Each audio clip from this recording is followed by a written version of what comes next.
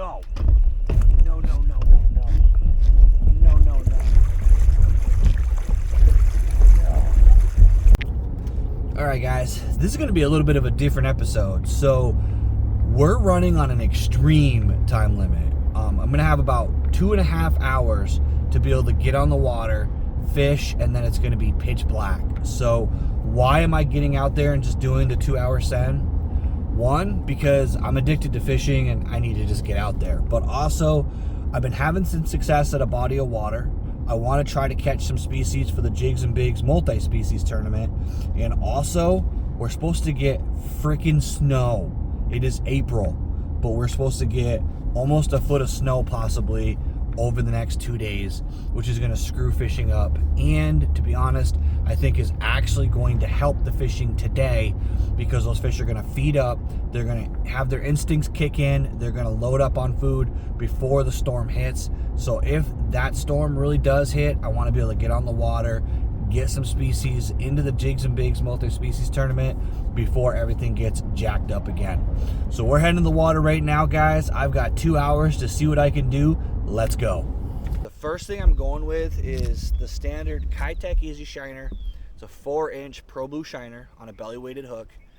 The reason for that is because I am fishing dirt, shallow. I mean, I'm sitting in 2 to 3 feet of water max. The reason for that, well, it is early season, it is still April, and it is cold water, and this water warms up faster. Also, I have a little bit of experience with this body of water, and I happen to know the area very, very well, and I know that the bass do live here. They're resident fish. So if you guys aren't familiar with that term, there's some fish that will pretty much stay in a general vicinity their entire life. They won't necessarily follow the textbook. They go to the flats and then they go out to offshore cover and then they go deep. There is some bass that just live their entire life in a certain bay, in a certain area, and this is one of those areas for me.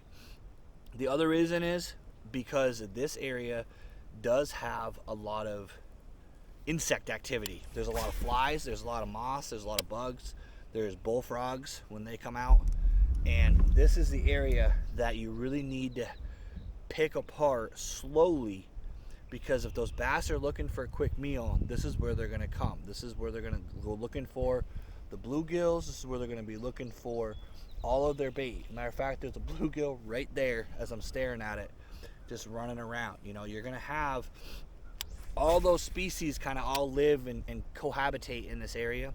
So that's what we're going to do. We're going to start out small, work these paddle tail swim baits. I'm going to work my way up to some bigger swim baits, and then we're going to see if we can manage to pull some fish in this short amount of time.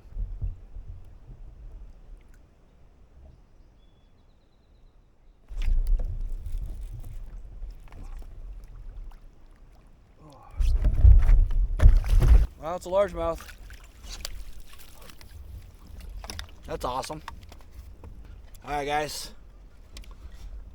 Not a huge bass, but still managed to get one on a work day. So that is the first fish of the day.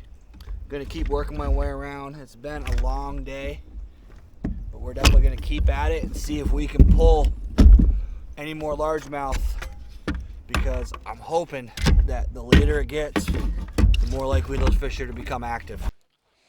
All right, guys, so I decided to switch things up. I'm in the deeper section of the lake now. I did have the one pike chase over there, but overall it is not happening in the shallow. And keep in mind, shallow is a perspective. So 6 feet is where I'm at now. I was in 2 feet is what's shallow. Your body of water may have shallow be 5-10 feet and then 30 feet in the middle. So keep that in mind. Shallowness is relative to your body of water. But what we're going to work here is a bait that I picked up at the local tackle store. It's a 6 cents trace. So something that I like to do this time of year is, honestly, I like to try out the cool stuff that I bought during the off season, the stuff that looked good or the stuff I heard about, and I try to practice with those baits in the beginning of the year, really just to get some exposure. But Also, this bait is a very, very sneaky cold water bait because the way this jointed swim bait swims in the water, very similar to how that lethargic bluegill that I said I saw earlier, it's very similar to how that fish was kind of meandering along, doing its thing, just slowly working its way around. And that's kind of what keyed me in, you know, let's try this bait because it's the same profile. This is literally a bluegill colored bait, and it's gonna have that same ability to fish it slow. It doesn't have a lot of loudness to it, doesn't have a lot of rattle in it, and I'm just kind of working it slowly through the column. Now, this is a bait that is, you could say pricey if you take into consideration if you're fishing like Senkos and square bills is your predominant bait choice. This is a $25 bait. So this isn't something that I'm gonna recommend to somebody who's just starting out. But what's really cool about these 6-cent traces is that they're not that heavy. So you can fish them on regular gear. If you're looking to get into an entry-level swim bait, I highly recommend this one. 6-cent stuff, as a general rule, is pretty reliable. They have pretty decent hooks out of the gate. You don't usually have to swap out your hardware. And this bait looks really, really solid in the water. And I've actually already caught a couple of fish on it. I'm gonna show you guys the first fish I caught right here. Oh, that's a big, whoa, what the hell is that?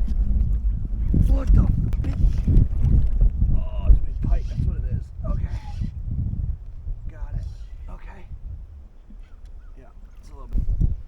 All right, guys, check that out. Nice little pike right there.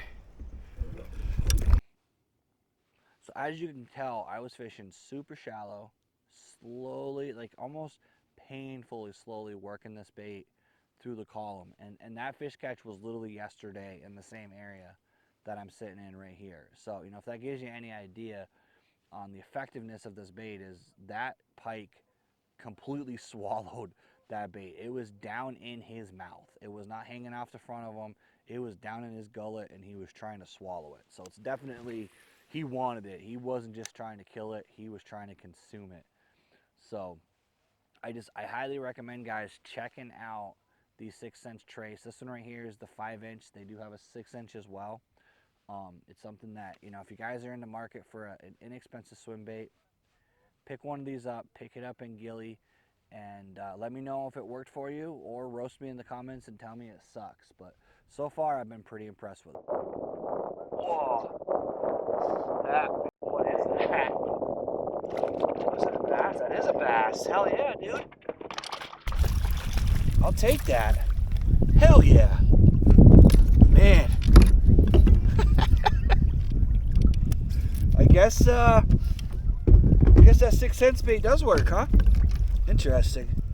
All right, guys, I'm gonna get him back in the water because it's cold, but not a bad little bass. Smoked the 6-cent trace swim bait. Whoa. Whoa. Is that a bass, maybe? Might have been a pike. I don't know what I hooked. I think I hooked him sideways. Well, that's awesome, guys. Check this fish out, guys. Another bass.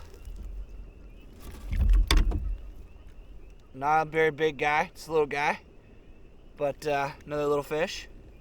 Sure. No. No, no, no, no, no. No, no, no.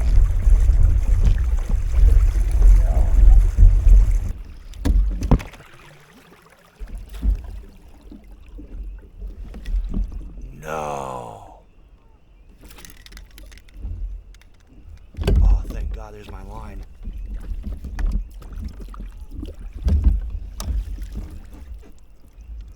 Did I get it back? Oh, thank God, dude. I saved that bait, guys. How stupid is that? Did not check my freaking line and casted that 6 cents right off.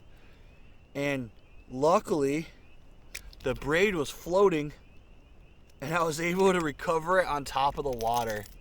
That is freaking awesome, guys. So I'm gonna end the video right here. I want to thank you guys for coming along with me.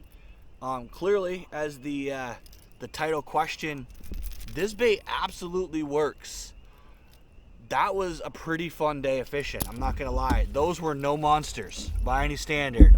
That was definitely a couple of 13s, couple 12s, nothing gigantic, but overall I managed to put fish in the boat on a weekday, caught some bass, saved a lure that I lost, and it was just a really fun day on the water. So hopefully big things are coming. These fish are really starting to move around.